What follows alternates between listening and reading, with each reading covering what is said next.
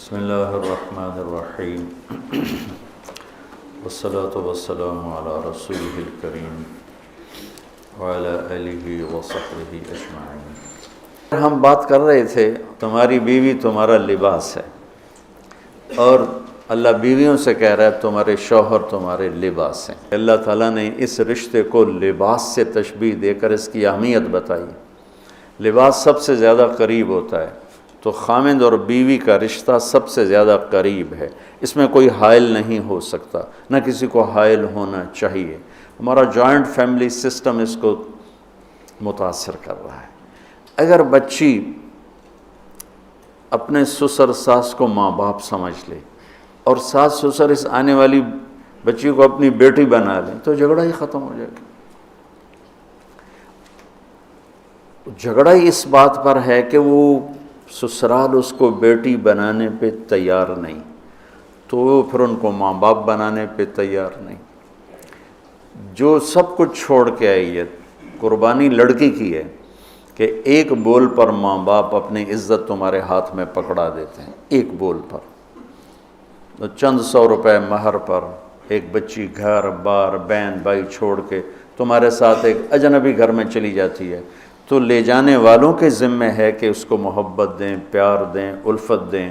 کتنے زخم کھا کے آئی ہے، ماں کو چھوڑنے کا زخم، باپ کو چھوڑنے کا زخم، بہن بھائیوں کو چھوڑنے کا زخم، سہیلیوں کو چھوڑنے کا زخم، اپنی عادات کو چھوڑنے کا زخم، اپنی مرضیات کو چھوڑنے کا، کتنے زخم اٹھا کے وہ پہنچی ہے، اور آتا ہی اس پہ جوتا چلانا شروع کر دیں تو بیچاری پھڑکے گی نہیں تو اور کیا ہوگی۔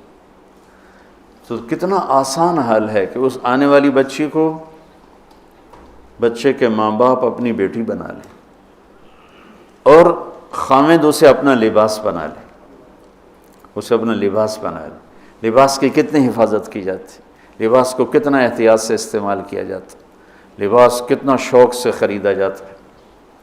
یہ باتیں ساری پہلے ہو چکی ہیں، میں دہرا رہا ہوں کہ یہ بہت اہم مضمون ہے، اور اس میں تباہی آئی ہوئی ہے، اور شریعت نے جتنے رشتے بتائے ہیں ان تمام رشتوں میں سب سے بڑا رشتہ خامند اور بیوی ہے۔ والدین کا بھی اتنا اہمیت قرآن نے نہیں بیان کی، بہن بھائیوں کی اتنی اہمیت بیان نہیں کی، کہ والدین کے لیے چند آیات، بہن بھائیوں کے لیے چند آیات، باقی رشتوں کے لیے چند آیات، اور خامند بیوی کے لیے سینکڑوں آیات ہیں، سینکڑوں۔ قرآن بھرا پڑا ہے کہ یہ رشتہ بچ جائے، چونکہ باقی رشتے ٹوٹتے نہیں، یہ ٹوٹ جاتا ہے۔ میرا باپ سے رشتہ، میری اطاعت اور فرمان برداری ہو یا نافرمانی ہو، میں اپنے باپ کا بیٹا ہوں۔ میں اپنی ماں کو تنگ کرتا ہوں یا خوش رکھتا ہوں، میں اپنی ماں کا بیٹا ہوں، یہ رشتہ نہیں ٹوٹتا۔ میری بھائی سے لڑائی ہے یا صلح ہے، یہ رشتہ نہیں ٹوٹتا، لیکن خامند بیوی کا رشتہ ٹوٹ جاتا ہے، ایک بول پہ ٹوٹ جاتا ہے۔ تو ایک بات رہ گئی تھی، لفظ لباس میں اشارہ ہے کہ والدین کو چاہیے کہ شادی میں اپنی بیٹی اور بیٹے کی پسند کا خیال رکھیں۔ یہ لفظ لباس بتا رہا ہے۔ کتنے بچے میرے پاس آتے ہیں، بچیوں کے فون آتے ہیں، ماں باپ زبردستی شادی کر رہے ہیں، میرا دل نہیں کر رہا لیکن وہ زبردستی کر رہے ہیں۔ تو اگر زبردستی کریں تو پھر مان جاؤ، قربانی دے دو، پھر بغاوت نہ کرو، قربانی دے دو۔ چونکہ ایک اس کے ضد میں انتہا کی بات ہو رہی، وہ ہے کورٹ میرج، کہ بعض بچے بچیاں اتنے باغی ہو جاتے ہیں کہ وہ عدالت میں جا کے اپنا نکاح کر لیتے ہیں۔ میں اس کو ٹھیک نہیں سمجھتا کہ ماں باپ کی دعائیں ہمیشہ کے لیے ختم ہو جائیں گی۔ ہمارے پرانے تعلق والے ذمہ دار گھرانے کی بچی کہا جی مولانا صاحب چلو ماں باپ جہاں کر دیں ٹھیک ہے، ہمارا سر جھکا ہوا ہے، اتنا تو دیکھ لیتے انسان کا بچہ ہوتا ہے۔ ایک شرابی کے ساتھ میری شادی کر دی، عمر گزر گئی میری روتے روتے، فیملی میں ہی کرنا تھا تو کوئی اور شریف بچہ دیکھ لیتے۔ مجھے صرف فون پہ کہا گیا کہ باسی تیری منگنی کر دیتی ہے تو فلانی تاریخ نو تیری شادی، اور وہ شرابی تھا میرا، آج تک وہ شراب پیتا۔ یہ وہ دکھتے ہوئے مسائل ہیں جن کو ہم دین کی روشنی میں دیکھتے ہی نہیں ہیں، اپنے رواج کی روشنی میں دیکھتے ہیں، ہمارا رواج کیا ہے، ہمارا دستور کیا ہے، اس پر ہم چلتے ہیں۔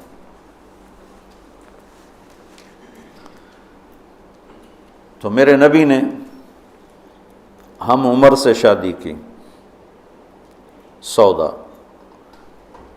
عمر سے بڑی سے شادی کی، خدیجہ، کم عمر سے شادی کی، باقی ساری بیگمات، خاص طور پہ حضرت عائشہ،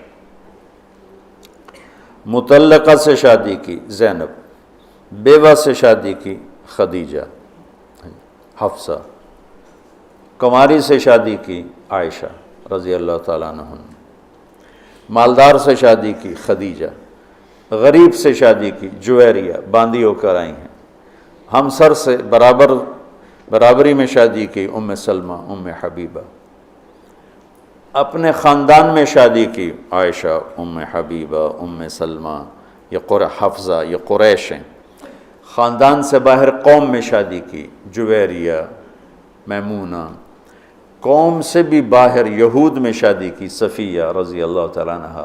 یہ کتنی نسبتیں ایک عورت کی بن سکتی ہیں، ان سب میں میرے نبی نے شادی کی۔ اور آپ حیران ہوں گے، اپنی 3 بیٹیاں بنو امیہ کو دیں جن کے ساتھ جانی دشمنی، ابو العاص کو حضرت زینب، ابو العاص بن ربیع بن امیہ بن حرب، اور عثمان بن عفان بنو امیہ، تو پہلے حضرت رقیہ کا کیا، پھر ام کلثوم کا کیا، اور علی اپنے گھر کے تھے، خاندان کے تھے، تو ایک فاطمہ کا رشتہ ان کے ساتھ کیا۔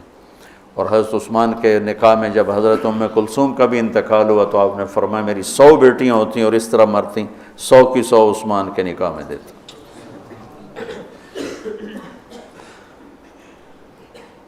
یہ معاشرت کے احکام کو اللہ روزے کے درمیان لے کر آئے، اوپر بھی روزہ ہے، نیچے بھی روزہ ہے، اور اس کے بیچ میں اللہ تبارک و تعالی ہمیں یہ دکھا رہا ہے کہ معاشرت عبادات کی طرح ہے، عبادت کی طرح ہے۔ معاشرت خوبصورت نہیں ہوگی تو ہمارا دین خوبصورت نہیں ہوگا۔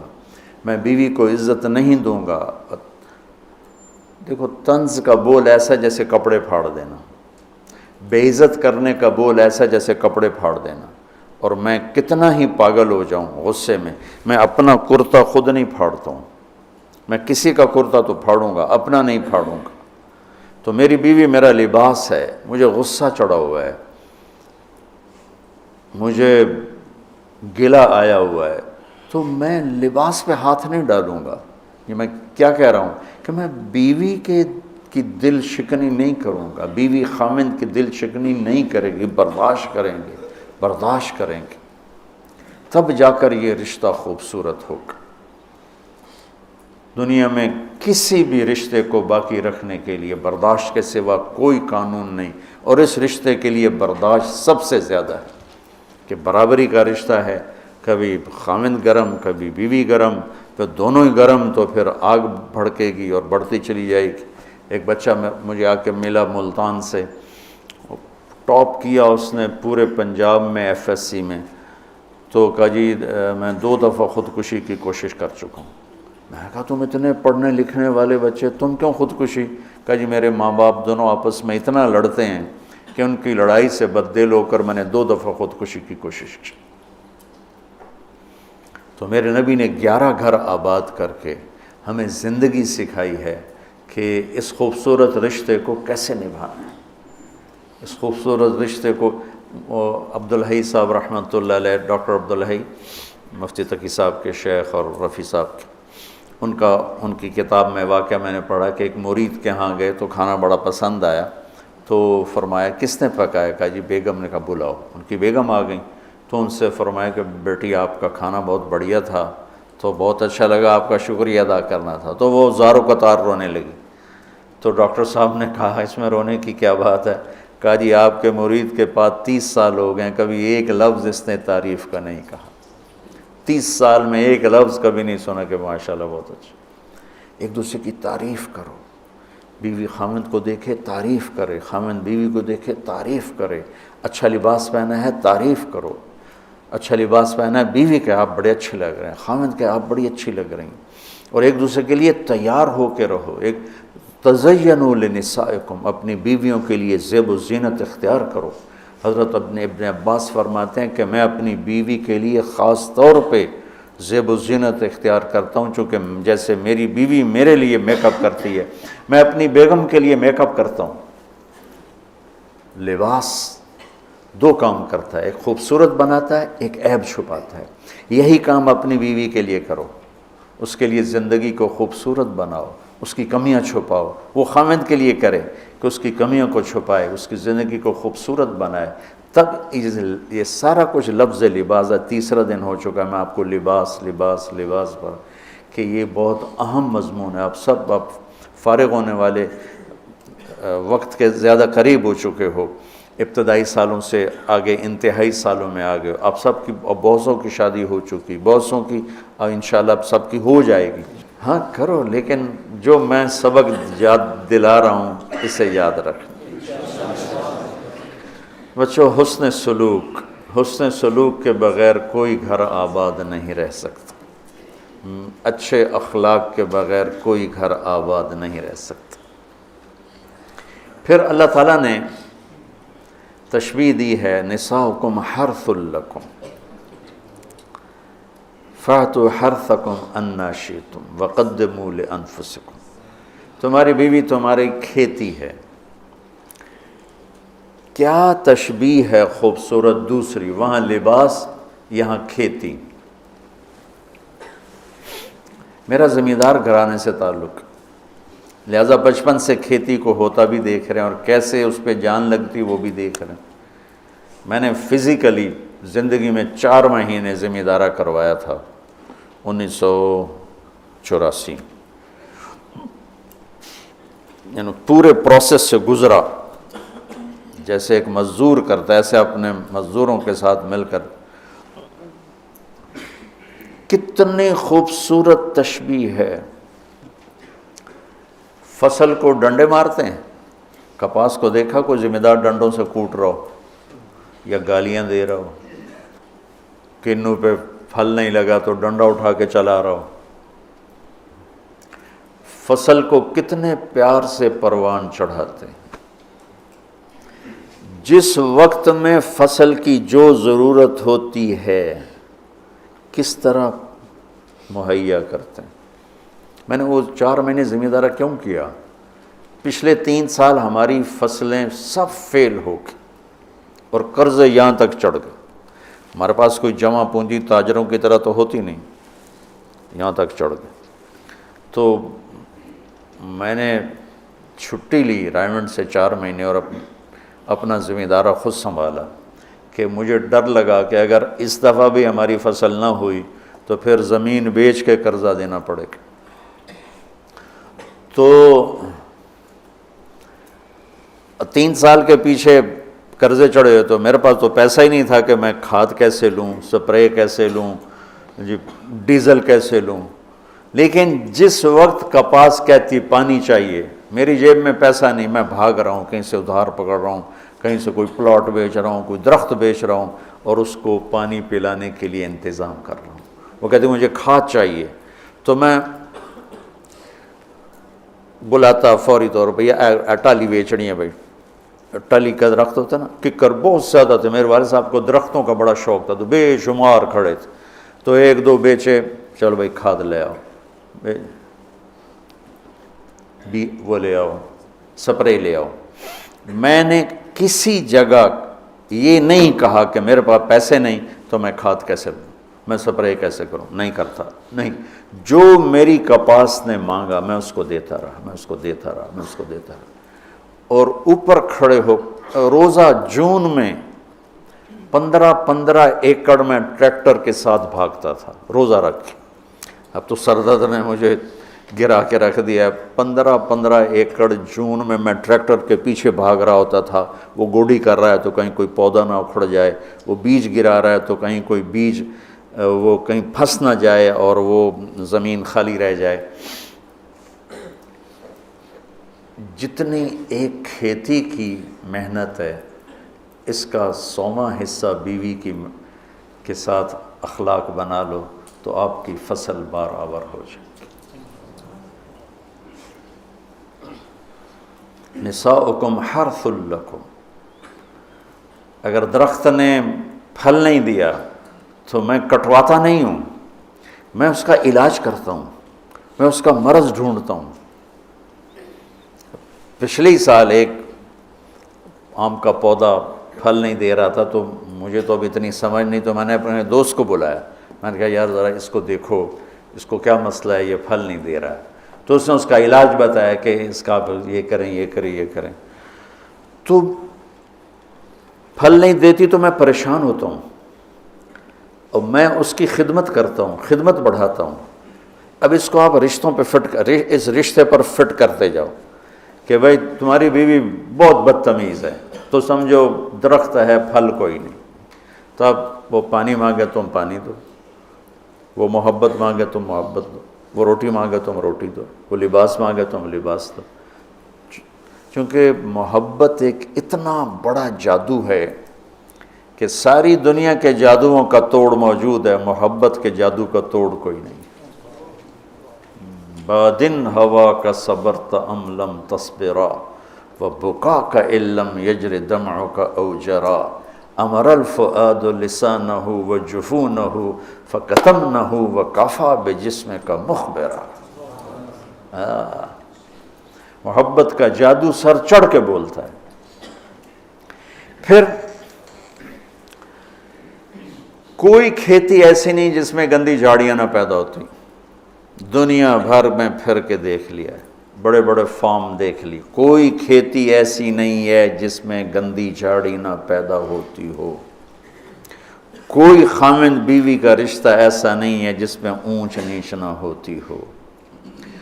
ہم فصل کو بچاتے ہیں اور گندی جھاڑیوں کو نکالتے ہیں، اور گندی جھاڑیاں خود پیدا ہوتی ہیں اور فصل کو پیدا کرنا پڑتا ہے. بد اخلاقی خود آئے گی، اخلاق کو بنانا پڑے گا. غصہ خود آئے گا، ضبط کو بنانا پڑے گا. زبان تیز خود ہوگی، اسے ٹھنڈا کرنا پڑے گا. طبیعت میں نفرت پیدا ہوگی، اسے محبت میں بدل. یہ سب گندی جھاڑیاں ہیں. خامند اور بیوی کھیتی سے تشبیہ ہے، تو زمین کیا ہے؟ دل ہے. اور گندی جھاڑیاں کیا ہیں؟ تانے، بولیاں، نفرت، غصے، مار پٹائی، کبھی خامند کی طرف سے، کبھی لڑکی والوں کی طرف سے، کبھی لڑکے والوں کی طرف سے، کبھی سسرال کی طرف سے، کبھی ساس سسر کی طرف سے، کبھی بھائی بہنوں کی طرف سے.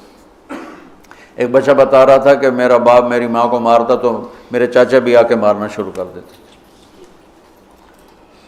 جن کنبختوں کا اس کے ساتھ کوئی رشتہ ہی کوئی نہیں، کہ وہ میری ماں کو مارتا میرا باپ، تو میرے چاچا بھی آ کے ساتھ ہی اپنے بھائی کے میری ماں کو مارنا شروع کر دیتے تھے. یہیں کی کہانی سنا رہا.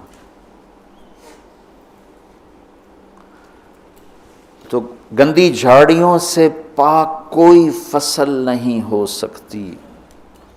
انہیں مارنے کے لیے الگ دوائیں ہیں، الگ محنت ہے، الگ کوشش ہے، اور پھر آہستہ آہستہ فصل کی حفاظت ہے اور گندی جھاڑیوں کو نکالنا ہے، یہاں تک کہ فصل پروان چڑھ جاتی ہے. اسی طرح میرے بچوں، یہ غصہ، یہ نفرت، یہ بغض، یہ آپس کی عداوت، یہ وہ گندی جھاڑیاں ہیں، انہیں نکالنا پڑے گا. یہ زمین سے ہم بنے ہیں، ہمارے اندر گندگی خود جنم لیتی ہے، صفائی کو لانا پڑتا ہے. برائی خود جنم لیتی ہے، نیکی کو لانا پڑتا ہے. جیسے کپاس کو اگانا پڑتا ہے اور گندی جھاڑی کو مارنا پڑتا ہے. ہم مٹی سے بنے ہیں. مٹی کی خاصیت ہے کہ اس میں گندگی فَأَلْهَمَهَا فُجُورَهَا وَتَقْوَاهَا، فجور پہلے ذکر کیا، تقوی بعد میں ذکر کیا. میں اس سے یہ استنباط کرتا ہوں کہ ہمارے اندر برائی خود آئے گی، نیکی کو لانا پڑے گا. جھوٹ بولنا خود آئے گا، سچائی کو لانا پڑے گا. بخل خود آئے گا، سخاوت کو لانا پڑے گا. حرص و حوث خود آئے گا، ایثار کو لانا پڑے گا. نفرت خود آئے گی، محبت کو لانا پڑے گا. انتقام خود اٹھے گا، معاف کرنے کو لانا پڑے گا. یہ زندگی بھر کی زراعت کی محنت ہے. جاؤ کھیتوں میں جا کے دیکھو کہ ذمہ دار کیسے مٹی میں مٹی ہو رہا ہے اور کس طرح اپنی فصل کو اولاد کی طرح پروان چڑھا رہا ہے، اور کس طرح وہ اس میں سے گندی جھاڑیوں کو آرام سے نکال رہا ہے کہ پودا نہ ہل جائے۔ پودا میں ہاتھوں سے 15 ایکڑ کے پلاٹ اپنے ہاتھوں سے جھاڑیاں کھینچتا تھا، وہ رمبے کھرپی سے نہیں کہ کہیں کپاس کا پودا متاثر نہ ہو جائے۔ میں اس تشبیہ کو جو سمجھا ہوں، اول تو تمہیں کسی تفسیر میں یہ نہیں ملے گا جو میں تمہیں بتا رہا ہوں، میں تو اس کو زراعت سے سمجھ کے تمہیں بتا رہا ہوں، ورنہ ہر ایک نے وہ ایک مخصوص معنی میں اس کو استعمال کیا، فاتو حرثکم انا شئتم۔ میں تمہیں بتا رہا ہوں کہ اس میں اللہ تعالیٰ یہ بھی بتا رہا ہے کہ کھیتی کو کیسے پالنا ہے اور کیسے پروان چڑھتی۔ سب سے پہلے اسی کو جب وہ لگ رہی ہوتی ہے تو بھاگم بھاگ، جب تک اس کا پورا پھل گھر نہیں آتا ذمہ دار چین سے نہیں بیٹھتا ہے۔ تو جب تک ایمان پہ خاتمہ نہیں ہو جاتا، اس رشتے کی حفاظت، اس کو پانی دینا، اس کو کھاد دینا، اس میں سے گندی جھاڑیوں کو نکالنا، غصے کو، حسد کو، بغض کو، لڑائیوں کو، جب اللہ تمہارے گھر بنا دے تو کانوں میں ڈانٹ ڈال دینا، کسی کی برائی نہ سننا، خاص طور پہ اپنی بیوی کی برائی نہ سننا، کسی کی نہ سنو لیکن بیوی کی نہ سنو، اور بیویوں سے کہتا ہوں کہ اپنے خامد کی برائی نہ سنو۔ اب بیویوں پر شک مت کرو، شک نے کتنے گھر برباد کر دیے، بگاڑ کے رکھ دیے، تباہ کر کے رکھ دیے۔